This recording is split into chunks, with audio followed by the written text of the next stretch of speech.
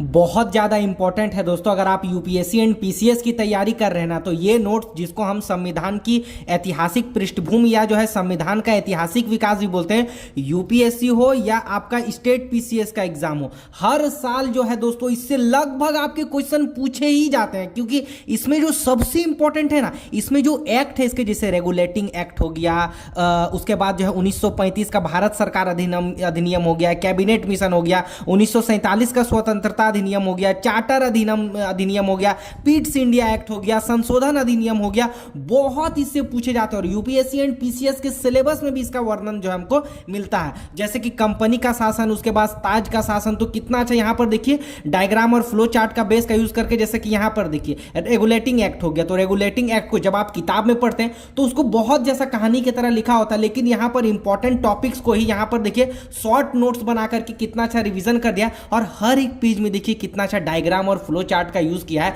ताकि आपको अच्छे से समझ आए और आंखों से देख करके उसको रिवीजन कर पाए। ये आपके मेंस और प्रीलिम्स दोनों के लिए बहुत ज्यादा जो है हेल्पफुल ये नोट्स आपका होने वाला है। तो बहुत मेहनत लगा है इस नोट्स को बनाने में, तो आप प्लीज जो है चैनल पर नए हो तो सब्सक्राइब कर लीजिएगा और सपोर्ट कीजिएगा। कितना अच्छा देखो डायग्राम और फ्लो चार्ट का बेस का यूज करके गवर्नर की शक्ति को कितना अच्छा डिवाइड करके यहां पर लिखा हुआ है। तो आप सब्सक्राइब कर लीजिएगा। बाकी इसके पीडीएफ के लिए आप हमारे टेलीग्राम ग्रुप में भी ऐड हो सकते हैं, डिस्क्रिप्शन में या कमेंट सेक्शन में आपको नंबर मिल जाएगा, तो वहां से आप ऐड हो जाना। बाकी और भी पीडीएफ है ना, तो ये धीरे धीरे करके आपको सारा कुछ दिखाएंगे। तो चलिए यहां से इसको जो है स्टार्ट करते हैं, और भी बहुत सारा है, ठीक है। तो इसको छोटा कर लेते हैं, अब ऊपर की ओर जाते हैं और इसको पूरा जो है एक ही वीडियो में जो है कंप्लीट जो है इसको जो है अभी हम रिवीजन और स्टडी जो है करने वाले हैं ना। तो चलिए स्टार्ट करते हैं। संविधान की ऐतिहासिक पृष्ठभूमि, तो याद रखिएगा ईस्ट इंडिया कंपनी को जो है अनुमति, मतलब व्यापार का अनुमति कब मिला था? 1600 में जो है व्यापार की जो है अनुमति मिली थी ईस्ट इंडिया कंपनी को। और जो है ईस्ट इंडिया कंपनी 1608 में व्यापार करने भारत आती है।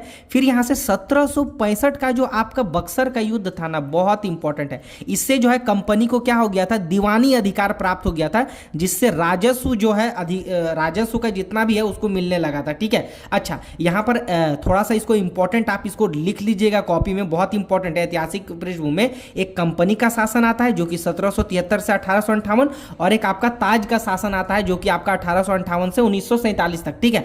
इसमें क्या क्या इंपॉर्टेंट है? 1773 का रेगुलेटिंग एक्ट या अधिनियम, 1781 का संशोधन अधिनियम, 1784 का पिट्स इंडिया एक्ट, 1793 का चार्टर अधिनियम, 1813 का चार्टर अधिनियम, 1833 का चार्टर अधिनियम और 1853 का चार्टर अधिनियम। उसके बाद इंपॉर्टेंट यहां से ताज का शासन, जब क्राउन का शासन आ जाता है 1858 से 1947 तक, तो 1858 से जो है आपका भारत परिषद नियम स्टार्ट होता है। फिर 1861, 1892, 1909 तक ये भारत परिषद अधिनियम चलता है। 1919 से ही क्या स्टार्ट हो जाता है आपका?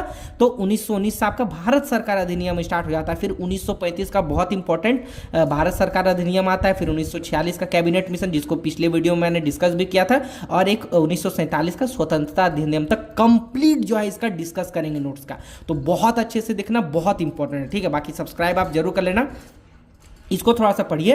1858 के एक्ट में जो है भारत में जो है किसका शासन आ गया था? क्राउन का शासन आ गया था। कंपनी के शासन समाप्त होकर के 26 जनवरी 1950 को हमारा संविधान जो है लागू हुआ था। रेगुलेटिंग एक्ट को थोड़ा सा अच्छे से पढ़ते हैं और समझते हैं क्या है इस पे इंपॉर्टेंट। कंपनी के कार्यों को नियमित और नियंत्रित करने के लिए ये पहला कानून था। कंपनी के शासन पर जो है संसदीय नियंत्रण इससे स्थापित किया गया था। पहली बार जो है कंपनी के प्रशासन और राजनीतिक कार्य को मान्यता दिया गया था इस एक्ट से। अच्छा, केंद्रीय प्रशासन की नींव इसी एक्ट के द्वारा जो है रखी गई थी। बंगाल का गवर्नर अब जो है बंगाल का गवर्नर जनरल कहलाने लगा। इसी के साथ पहला बंगाल का गवर्नर जनरल कौन था? तो लॉर्ड वारेन हेस्टिंग्स था। याद रखिएगा, मद्रास और बंबई के गवर्नर जो है इसके अधीन काम करते थे। इसके लिए 4 सदस्य की एक सहायता वाली टीम भी थी इसके लिए। अच्छा, इसी एक्ट के तहत ना कलकत्ता में एक उच्चतम न्यायालय मतलब सुप्रीम कोर्ट की स्थापना हुई थी, जो कि 1774 में ये हुआ था, है ना, याद रखिएगा। और इसी सुप्रीम कोर्ट का जो है मुख्य न्यायाधीश कौन था? तो सर एलिजा इम्पे थे। इसके अन्य 2 सदस्य और भी थे, ठीक है। अच्छा, कंपनी पर जो है इस एक्ट के तहत कर्मचारियों पर उपहार लेना या रिश्वत लेना बंद कर दिया गया।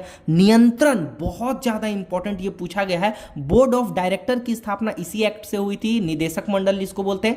अच्छा, अब कंपनी क्या करती थी? इसको पूरा जानकारी देती थी। किस किस की जानकारी भाई? तो राजस्व, नागरिक और सैन्य की जानकारी जो है देती थी। तो कितना अच्छा से रिवीजन कर रहे हैं हम लोग। अच्छा, 17 1781 का संशोधन अधिनियम पढ़ते हैं, इंपॉर्टेंट है। अच्छा, जो 1773 का रेगुलेटिंग एक्ट था ना, इसी को दूर करने के लिए, उसकी कमियों को दूर करने के लिए ये लाया गया था। इसको एक्ट ऑफ सेटलमेंट भी या बंदोबस्त कानून भी कहा जाता है, याद रखिएगा। इसी एक्ट के तहत जो है क्या हुआ था, कलकत्ता के जो न्यायालय था इसके क्षेत्राधिकार से क्या बाहर कर दिया गया था, तो गवर्नर जनरल को बाहर कर दिया गया था। कंपनी के कार्यरत कर्मचारी को और राजस्व को, देखो कितना चालू था अंग्रेज कि जो पैसा कमाता था, और जो गवर्नर जनरल तो अपना मनमानी करेगा और पैसा तो पूरा कमाएगा, और कर्मचारी भी कंपनी का, तो इसको जो है न्यायालय से बाहर कर दिया कि भैया इसको लेकर के यहां जाओगे तो इसका सुनवाई नहीं होगा। तो कितना चालू था। और इसके अंदर में क्या क्या रखा हुआ था, तो कलकत्ता के निवासी जो लोग थे, जैसे हिंदू मुस्लिम, अब भाई हिंदू मुस्लिम का अलग अलग अपना धर्म का कानून था, तो इसीलिए इन लोगों का निजी कानून भी लाया था कि भाई ठीक है, मुस्लिम का मुस्लिम धर्म के अनुसार न्याय होगा और हिंदुओं का हिंदू धर्म के अनुसार होगा, ठीक है। अच्छा, लेकिन अपील करने की शक्ति गवर्नर के पास थी, ये याद रखना, न्यायालय के पास नहीं थी। पीट्स इंडिया एक्ट बहुत ज्यादा इंपॉर्टेंट, याद रखना। पीट्स इंडिया एक्ट 1784 क्या कहता है, तो एक ध्यान रखना कि ब्रिटिश पीएम एक थे विलियम पिट, इसी के नाम पे ये एक्ट चल रहा था, ठीक है। इसका मुख्य कार्य क्या था, तो याद रखिएगा, राजनीतिक और वाणिज्यिक कार्य को इसमें अलग कर दिया। और यही अलग हुआ ना जो द्वैध शासन कहलाया आपका, जिसको डायरसी भी बोलते हैं, ठीक है। अच्छा, इस द्वैध शासन से क्या हुआ, निदेशक मंडल और नियंत्रण मंडल की स्थापना की गई, नहीं अलग कर दिया गया। जहां निदेशक मंडल क्या करता था, व्यापारिक कार्य को देखता था, वहीं नियंत्रण मंडल क्या करता था, राजनीतिक मामलों को देखता था।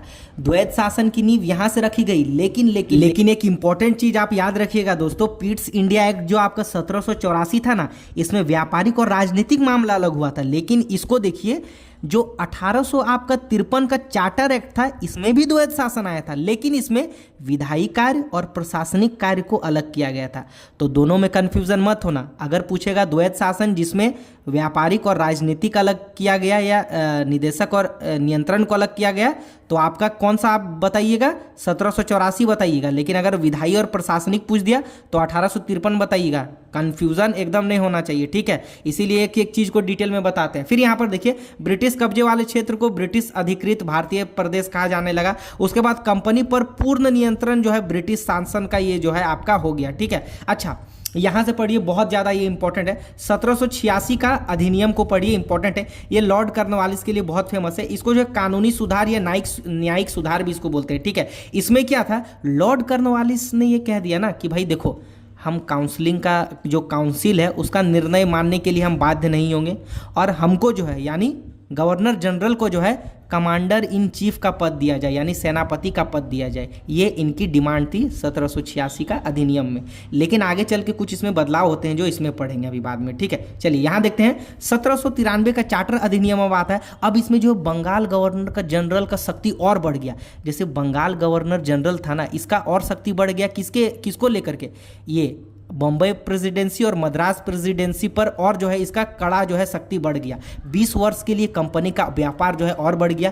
कमांडर इन चीफ का जो पद था ना, ये इसकी अनिवार्यता अब समाप्त कर दिया गया कि governor general commander in chief अब नहीं रहेगा। ये जो था ऊपर में वो अब इसी एक्ट के तहत समाप्त हो गया था। नियंत्रण बोर्ड के सदस्यों का भुगतान जो है भारतीय राजस्व से होने लगा। अच्छा, अब यहाँ से पढ़ते हैं एक और एक ज्यादा इंपॉर्टेंट चार्टर अधिनियम 1813, बहुत ज्यादा इंपॉर्टेंट। अगले 20 वर्ष तक कंपनी का शासन और भी बढ़ गया, क्योंकि भाई अब तो मुनाफा ज्यादा होने लगा था, तो इसीलिए। अच्छा, याद रखिएगा, चाय, चीन और अफीम के व्यापार को छोड़कर कंपनी के व्यापारिक एकाधिकार को समाप्त कर दिया गया। मतलब कि चाय, चीन और अफीम पर खाली एकाधिकार था कंपनी का, बाकी सब पर जो है एकाधिकार समाप्त हो गया था। अच्छा, ईसाई मिशनरियों जो है इस एक्ट के तहत भारत आए और प्रचार प्रसार की अनुमति प्रदान की। इससे कंपनी को भारत में शिक्षा प्रसार के लिए 1 लाख का जो है खर्च दिया गया। भारत की स्थानीय सरकार को कर लगाने की अनुमति, बहुत इंपॉर्टेंट, ये आपका पूछा भी गया था, तो इसको भी ध्यान रखिएगा, ठीक है, इसी एक्ट के तहत। अच्छा, 1833 का चार्टर अधिनियम पढ़ते हैं, बहुत इंपॉर्टेंट। वही बात हो गया, 20 वर्ष तक जो है इसका जो है राजस्व या इसका कंपनी का शासन बढ़ा दिया गया। ब्रिटिश में जो है ब्रिटिश भारत में केंद्रीकृत व्यवस्था को जो है अपनाया गया। चीन और चाय के कंपनी के एकाधिकार को अब पूरा रूप से जो बचा था वो भी समाप्त कर दिया गया है ना। कंपनी विशुद्ध रूप से एक प्रशासनिक निकाय बन गई। बंगाल का गवर्नर जनरल अब भारत का गवर्नर जनरल बन गया, याद रखिएगा। और इसी के साथ विलियम्स बेंटिंग जो है क्या हो गया, भारत का पहला गवर्नर जनरल, जिसको सभी नागरिक और सैन्य शक्ति मिल गया। अच्छा, पहली बार ऐसी सरकार बनी जिसमें जो है ब्रिटिश कब्जे वाले क्षेत्र पर पूर्ण नियंत्रण जो है वो हो गया है ना सरकार का। अच्छा, अच्छा, मद्रास और बॉम्बे को जो है गवर्नर, जो मद्रास और जो बॉम्बे के जो गवर्नर थे, इसका जो है विधायी शक्ति अब समाप्त कर दिया गया जो था, है ना। अच्छा, याद रखिएगा, जो विधायी शक्ति जब समाप्त हुआ तो जो भारत का जो है गवर्नर जनरल संपूर्ण भारत में संपूर्ण भारत में क्या हुआ कि असीमित विधायिका शक्ति इसको मिल गया, है ना। जब भाई इसका समाप्त हो गया तो संपूर्ण तो भारत का गवर्नर जनरल के ही पास चला गया ना, जब इसके पास नहीं रहा। तो एक इंपॉर्टेंट याद रखिएगा, सिविल सेवा परीक्षा की जो है इससे स्टार्ट हुई थी, जो खुली प्रतियोगिता स्टार्ट हुई थी, लेकिन परंतु ये पूर्ण रूप से लागू नहीं हुआ था, याद रखिएगा, ठीक है। स्टार्ट यहीं से हुआ था लेकिन ये लागू नहीं हुआ था, नींव वगैरह ही। इसको पढ़िए, बहुत इंपॉर्टेंट है ना, बहुत ज्यादा इंपॉर्टेंट, बहुत घुमाता है, इससे क्वेश्चन बहुत कंफ्यूजन होता है, तो इसको आज कंप्लीट कर लीजिए कंफ्यूजन। तो अगर आपको यहाँ पूछे कि बंगाल का पहला गवर्नर कौन था, तो वो रॉबर्ट क्लाइव थे, ठीक है। बंगाल का पहला गवर्नर जनरल कौन था, तो वारन हेस्टिंग्स थे। अच्छा, भारत का पहला गवर्नर जनरल, देखो डिफरेंस है, यहाँ बंगाल का पहला गवर्नर जनरल वारन हेस्टिंग, और यहाँ पर भारत का पहला गवर्नर जनरल विलियम्स बेंटिंग। और अगर पूछ दे भारत का पहला वाइस राय तो लॉर्ड कैनिंग। और अगर ये पूछे कि स्वतंत्र भारत का पहला गवर्नर जनरल तो माउंटबेटन। और अगर ये पूछ दे कि स्वतंत्र भारत का पहला भारतीय गवर्नर जनरल पूछ दे तो आपका सी राज गोपालाचारी आपका हो जाएगा, याद रखिएगा, ठीक है। चलिए, उसके बाद ये जो हमारा लास्ट बच जाता है 1853 का चार्टर अधिनियम, जो कि चार्टर की श्रृंखला में अंतिम अधिनियम था। अच्छा, चार्टर का मतलब याद रखना राजा की आज्ञा होता है, ठीक है। मैंने एक एक चीज को यहाँ पे लिख भी दिया। अब इसमें क्या था कि विधायी और प्रशासनिक कार्य अलग किए गए थे, जैसे कि विधान परिषद और जो है पार्षद, जिससे कार्य इसका था कि विधायी कार्य विधायी परिषद में, और इसके जो 6 सदस्य थे, ठीक है। पहली बार जो है सरकार के विशेष कार्य हेतु इसको चुना गया था और इसका महत्व भी बढ़ा था, ठीक है। भारतीय विधान परिषद जिसको कहा गया था, क्षेत्रीय प्रतिनिधित्व इसमें दिया गया था, और 6 सदस्य थे, जिसमें 4 जो आपके थे बंगाल, बॉम्बे, मद्रास और आगरा से थे, याद रखना, ठीक है। अच्छा, सिविल सेवा की खुली प्रतियोगिता परीक्षा की यहां से शुरुआत हुई थी, याद रखना, बहुत इंपॉर्टेंट है। अच्छा, 1854 में इसके लिए एक मैकाले समिति भी बनी थी सिविल सेवा परीक्षा के लिए, याद रखना, ठीक है। अच्छा, सिंध और पंजाब 2 नए राज्य जो है इसमें जोड़े गए थे। तो आई होप इसमें आपको कोई कंफ्यूजन नहीं रहा होगा, बाकी इसको अच्छे से रिवीजन कीजिएगा तो और अच्छा जो रिवीजन होगा, ठीक है। चलिए यहां से पढ़ते हैं। अब इसके बाद क्या होता है कि 1857 का एक बहुत ही जो है ऐतिहासिक जो है घटना घटता है, जिसमें जो है चार्टर अधिनियम को समाप्त करके भारत शासन अधिनियम लाया जाता है और ईस्ट इंडिया कंपनी का शासन भी समाप्त हो जाता है। और ये विद्रोह आपको पता ही है क्यों होता है कि जो 1757 से लेकर के 1857 के बीच जो जनता के बीच जो 100 वर्षों का जो असंतोष था वो उजागर इसमें हुआ था, ठीक है। और इसको जो है सिपाही विद्रोह या सैनिक विद्रोह भी कहते हैं। चलिए अब यहाँ से और एक का नया स्टार्ट करते हैं। भारत का गवर्नर जनरल अब भारत का वायसराय हो गया। पहला कौन था? लॉर्ड कैनिंग था। 1858 से 1947 तक जो चला था, जिसमें जो है ब्रिटिश क्राउन के अंतर्गत अब जो है प्रत्यक्ष रूप से शासन आ गया था। 1858 का भारत शासन अधिनियम पढ़ते हैं तो लॉर्ड कैनिंग जो है पहला वायसराय था। ये तो आपको पता है, ब्रिटिश क्राउन का जो है प्रत्यक्ष ये प्रतिनिधि था, ठीक है। भारत शासन को जो है अच्छा बनाने का अधिनियम, मतलब कि भारत शासन को जो है अच्छा बनाने वाला अधिनियम भी जो इसको कहा जाता है। इसका मूल उद्देश्य जो है प्रशासनिक मशीनरी में सुधार करने के लिए लाया गया था, क्योंकि 1858 का इतना जो है भयावह जो विद्रोह हुआ था, उसको देखते हुए निदेशक और नियंत्रण मंडल को जो है आप समाप्त कर दिया और इसके स्थान पर जो है भारत का राज्य सचिव अब जो है नया जो है पद अब आया, जो कि जो इसके पहले जो है वो कौन थे? भारत का पहला जो है राज्य सचिव कौन था? तो पहला था लॉर्ड स्टैनली था, ठीक है। अच्छा, इसके 15 सदस्य बनाए गए थे, जो कि भारतीय परिषद का गठन के सहायता के लिए इसका किया गया था। वेतन जो है इसका किससे दिया जाता था? इसका तो आपका जो है भारतीय राजस्व से ही इसका जो है वेतन जो है दिया जाता था, ठीक है, याद रखिएगा। अब आते हैं 1861 का भारत शासन अधिनियम, जो कि बहुत इंपॉर्टेंट था। अच्छा, 1861 का भारत शासन अधिनियम में क्या था? तो शासन व्यवस्था में भारतीयों का जो है इसमें सहयोग मिला, मतलब इसमें शामिल किया गया। भारत सरकार की मंत्रिमंडलीय व्यवस्था की इससे नींव रखी गई थी, याद रखना। विभागीय पद्धति, जिसको पोर्टफोलियो पद्धति भी बोलते हैं, वो भी इससे स्टार्ट हुआ था। वायसराय कैनिंग था इस टाइम जो है, कौन था वायसराय? कैनिंग था। कुछ भारतीयों को जो है परिषद में जोड़ा, जिसको जो है गैर सरकारी सदस्य के रूप में भी शामिल किया गया था।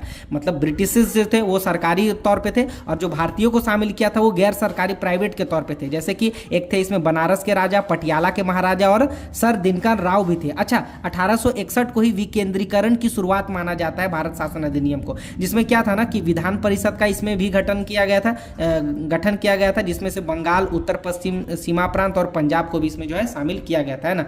अच्छा, अध्यादेश जारी करने की जो है शक्ति इसमें आई थी 1861 का, तो ये सब याद रखना, प्रीलिम्स में ये सब पूछता है।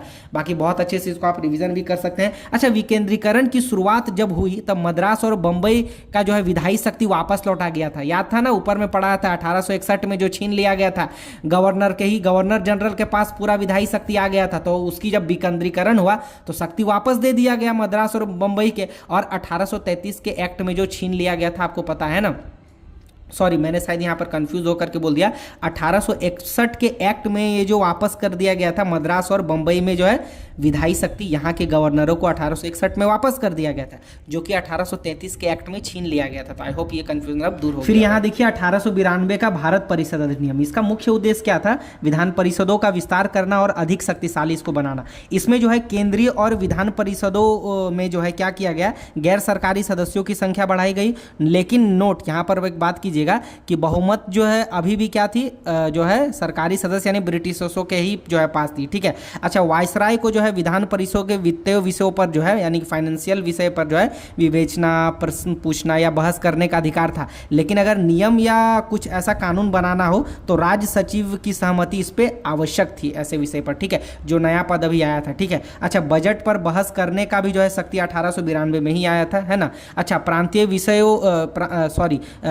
विधान परिषदों से गैर सदस्यों की जो नियुक्ति थी ये जो है गवर्नर के पास थी, जिसमें से जो है आपकी जिला परिषद, नगर पालिका, विश्वविद्यालय और आपका व्यापार संघ और आपका जमींदार और चैम्बर ऑफ कॉमर्स जो है इसी के शक्ति के पास थी, जो है इसकी नियुक्ति, ठीक है, गवर्नर के पास थी। चलिए आगे बढ़ते हैं बहुत इंपॉर्टेंट टॉपिक में।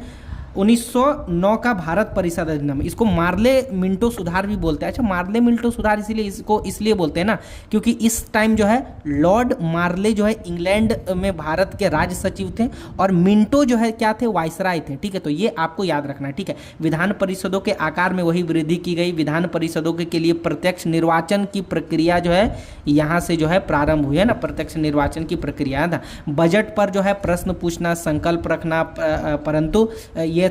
परंतु वायसराय इन विषयों पर उत्तर देने के लिए बाध्य नहीं था, ठीक है। 1909 के और भी एक्ट में देखते हैं इंपॉर्टेंट, सांप्रदायिक आधार पर जो है पृथक निर्वाचन की शुरुआत इसी में हुई थी। सांप्रदायिक आधार पर बहुत इंपॉर्टेंट है, इसको याद रखिएगा। और इसी के जनक कौन थे? लॉर्ड मिंटो, ठीक है। और ये क्या था, सांप्रदायिक आधार पर चुनाव या पृथक निर्वाचन क्या था, याद रखना कि अगर कोई प्रतिनिधि मुस्लिम है तो मुस्लिम को केवल मुस्लिम वोट करेगा, है ना। तो ये इसका जो है एक था, ठीक है। तो केवल मुस्लिम को मुस्लिम वोट करेगा। तो 1919 तथा 1935 में भी इसको जो है आगे बढ़ाया गया। तो सांप्रदायिक या पृथक निर्वाचन आप समझ गए होंगे क्या है, धर्म के आधार पर। अच्छा, सत्येंद्र प्रसाद सिन्हा वायसराय की कार्यपालिका परिषद के प्रथम भारतीय सदस्य थे, याद रखना, या विधि सदस्य जो जिनको बनाया गया था, याद रखिएगा। चलिए आगे इंपॉर्टेंट पढ़ते हैं। 1919 का भारत शासन अधिनियम बहुत इंपॉर्टेंट है। इसको मॉन्टेग्यू चेम्सफोर्ड सुधार कहते हैं। मॉन्टेग्यू कौन थे? तो भारत के राज्य सचिव थे। और चेम्सफोर्ड कौन थे? इस टाइम भारत थे। तो एक एक नाम ना एक एक से जुड़ा हुआ रहता है उसकी से। इसका मुख्य उद्देश्य क्या था? क्रमिक रूप से उत्तरदायी शासन की स्थापना करना था। केंद्र में द्विसदनात्मक विधायिका की स्थापना हुई, जिसमें से एक राज्य परिषद और एक केंद्रीय विधान परिषद। देश में प्रत्यक्ष निर्वाचन व्यवस्था की जो है इसमें जो है स्टार्ट हुआ। अच्छा, प्रत्यक्ष निर्वाचन व्यवस्था स्टार्ट हो गया देश में। उसके बाद यहाँ देखिए प्रांतों में द्वैत शासन प्रणाली भी इससे जो है शुरुआत हुई। अब इसमें द्वैत शासन प्रणाली में देखो क्या क्या इसमें बांटा गया था। पहले यहाँ पढ़िए इंपॉर्टेंट, प्रांतीय विषय को देखिए पहले दो भाग में इसमें बांटा गया था, ठीक है। एक आरक्षित विषय और एक हस्तांतरित विषय, ठीक है। आरक्षित विषय में क्या था? पुलिस था, राजस्व था, वित्त था, न्याय था, सिंचाई था, जल मार्ग, कारखाना, औद्योगिक विवाद हो गया, आपका बंदरगाह और सार्वजनिक सेवाएं थे। उसी प्रकार हस्तांतरित विषय में क्या था? स्वास्थ्य आपका था, उसके बाद शिक्षा था, धार्मिक प्रबंध था, कृषि था, कृषि विभाग हो गया, माप तौल हो गया, सार्वजनिक निर्माण हो गया, उसके बाद आपका इत्यादि ये सब। अच्छा, यहाँ पर आरक्षित विषय में देखिए, आरक्षित विषय में क्या था कि गवर्नर की कार्यपालिका परिषद से शासन करता था। अच्छा, विधान परिषद इसके प्रति उत्तरदायी नहीं था। हस्तांतरित विषय में क्या था? इस पर जो है गवर्नर या इसका शासन का निर्णय चलता था, जो कि मंत्रियों की सहायता से करता था, जो उत्तरदायी थे इसके प्रति, ठीक है। चलिए आगे बढ़ते हैं। यहाँ पर इंपॉर्टेंट नोट, इसको याद करिएगा, परंतु इस व्यवस्था को सही तरीके से लागू नहीं किया गया था, जो ये व्यवस्था जो प्रांतीय व्यवस्था में आरक्षित और हस्तांतरित था। ठीक है, अच्छा 1919 के एक्ट में और एक इंपॉर्टेंट पढ़ते हैं, इसलिए जो है इस व्यवस्था को उत्तरदायी और अनुत्तरदायी व्यवस्था कहा जाता है। वायसराय की कार्यकारिणी परिषद के 6 सदस्यों में से कमांडर इन चीफ को छोड़ करके 3 सदस्यों का जो है सहयोग, सदस्यों का भारतीय होना इस पर आवश्यक हो गया था। ठीक है, चलिए अब 1919 का एक्ट को थोड़ा सा और पढ़ते हैं, जो कि बहुत ज़्यादा इंपॉर्टेंट है। ये आपका अभी चल रहा था, क्या चल रहा था, 1919 ही चल रहा था, और भी है 1919 का, है ना, तो बहुत इंपॉर्टेंट एक्ट है, इसीलिए इसको पढ़ना बहुत जरूरी है। ठीक है, 1919 के और एक्ट में पढ़ते हैं, इस अधिनियम में जो है सांप्रदायिक आधार पर जैसे सिखों, ईसाई, आंग्ल भारतीय और यूरोपियों को जो है पृथक निर्वाचन सिद्धांत जो है इस पर विस्तारित किया गया, जो निर्वाचन आपने पढ़ा था, है ना। लेकिन मुसलमानों के लिए पूछ देगा तो वो 1909 वाला याद रखिएगा, जो कि यहाँ पर मैंने आपको बताया था, कहाँ गया, ये 1919 वाला है ना, इसमें पृथक निर्वाचन केवल मुसलमानों के लिए, याद रखिएगा। ठीक है, कंफ्यूज बहुत होता है ना, इस बार आपको लिए ना, इसलिए हम आपको दिखा भी देते हैं। ठीक है, अच्छा इसी में क्या गया था, संघ लोक सेवा आयोग का गठन किया गया था। ली आयोग की सिफारिश से जो है यूपीएससी की जो है स्थापना की गई थी इसी के तहत। ठीक है, ली आयोग की सिफारिश पर भारत के उच्चायुक्त कार्यकाल लंदन में इसके थे। ठीक है, अच्छा सीमित अधिकार में लोगों को मताधिकार प्राप्त जो है इसमें प्राप्त, केंद्रीय बजट को राज्य बजट से इसमें अलग कर दिया गया था। विधानसभा को अपना बजट बनाने के लिए अधिकृत किया गया था। एक वैधानिक आयोग का गठन का प्रावधान किया गया था, जो 10 वर्षों में अपनी रिपोर्ट देती थी। अब इंपॉर्टेंट है साइमन आयोग को थोड़ा सा देखिए, बहुत इंपॉर्टेंट है। एक संवैधानिक निकाय आयोग था उस टाइम का, सर अध्यक्ष जॉन साइमन के ये में ये हुआ था। इसका जो है उद्भव 1919 के एक्ट से माना जाता है इसका उद्भव, और इसका गठन 1927 को हुआ था। 1930 में अपनी रिपोर्ट इन्होंने पेश की थी। जो नया संविधान बनाया जाना था उसमें जो है उसकी स्थिति को इसका जो है जांच करना था। ठीक है, अच्छा विरोध इसका क्यों हुआ था कि इसके जो 7 सदस्य थे इसमें एक भी भारतीय नहीं थे, इसीलिए इसका जो है विरोध किया गया था कि भाई इसमें सभी तो ब्रिटिश जो है जो अंग्रेजी है ना। और इसका कार्य क्या था, याद रखना, जो नया संविधान बनना था भारतीय का उसकी स्थिति का जो है इसमें जांच करना था। ठीक है, इसी कारण इसमें जो है इसे जो है श्वेत कमीशन भी कहा जाता है, जिसमें साइमन गो बैक के नारे भी लगे थे। ठीक है, अच्छा साइमन कमीशन रिपोर्ट में प्रकाशित जो है सिफारिश या इसमें क्या क्या थी, तो इसमें अपनी रिपोर्ट में इन्होंने क्या कहा था कि जो है भारत में द्वैत शासन प्रणाली होना चाहिए, राज्य में सरकारों का विस्तार होना चाहिए, सांप्रदायिक निर्वाचन व्यवस्था इसमें होना चाहिए धर्म के आधार पर। अच्छा संवैधानिक सुधारों के लिए श्वेत पत्र जो है जारी हुआ था, साइमन कमीशन द्वारा हुआ था। 3 गोलमेज सम्मेलन भी इसमें हुए थे। ठीक है, यहाँ देखिएगा, अब ये बहुत ज़्यादा इंपॉर्टेंट है आपका 1935 का भारत सरकार अधिनियम। इसका मुख्य उद्देश्य क्या था, पूर्ण रूप से उत्तरदायी सरकार बनाना। इसमें 321 धाराएं और 10 अनुसूचियां थी। अखिल भारतीय संघ की इसमें जो है स्थापना करना था। राज्य और रियासतों को जो है एक इकाई इसमें माना गया।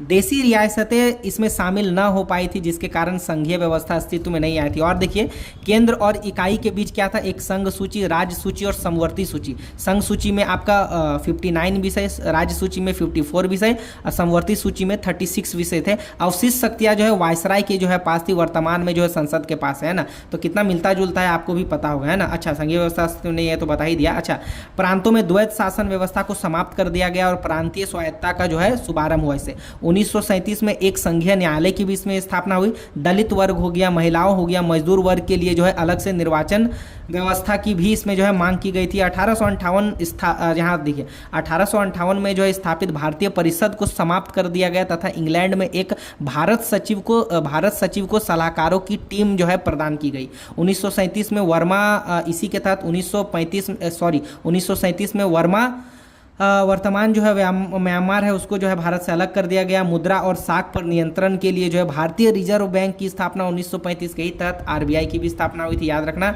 मताधिकार 10% जनसंख्या तक ही जो है इसमें विस्तार किया गया। मताधिकार जो है 10% जनसंख्या, याद रखना, केवल 10% जनसंख्या मताधिकार इसमें विस्तार किया गया। संघ लोक सेवा आयोग तथा प्रांतीय सेवा आयोग स्टेट पीएससी की स्थापना की गई, बल्कि जो है 2 या 2 से अधिक के लिए संयुक्त सेवा आयोग की भी जो है इसमें स्थापना की गई। ठीक है, जिसको स्टेट पीसीएस बोलते हैं और यूपीएससी ये तो पता ही होगा। उड़ीसा एवं सिंध प्रांत इसमें बने महालेख परीक्षक की इसमें जो है नियुक्ति जो है इससे की गई। कैबिनेट मिशन को देखते हैं। अच्छा इसको तो मैंने पढ़ा ही दिया था, बाकी और एक बार इसको देख लेते हैं। 1946 का कैबिनेट मिशन देखते हैं तो राजनीतिक समस्याओं के समाधान के लिए लाया गया था। ब्रिटिश मंत्रिमंडल के 3 सदस्य lord Pethick Lawrence, sir Stafford Cripps और एबी अलेक्जेंडर इसमें थे। संघ की कार्यपालिका और विधायिका होगी इसमें कहा गया।